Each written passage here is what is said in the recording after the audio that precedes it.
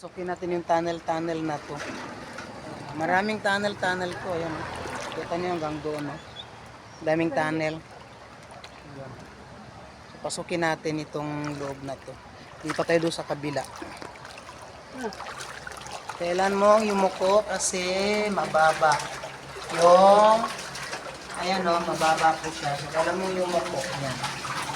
Para makarating tayo sa kabila.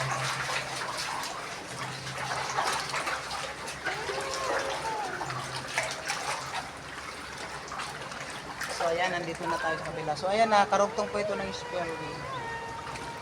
Kita nyo yan. Diba? Nalalaki ng mga bato kung saan pinang-anod yan. Nung during may typhoon, may bagyo. Nakasama natin.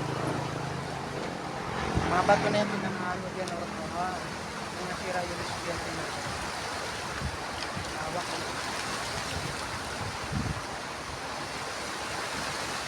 Ang daming nila doon sa kabila, oh.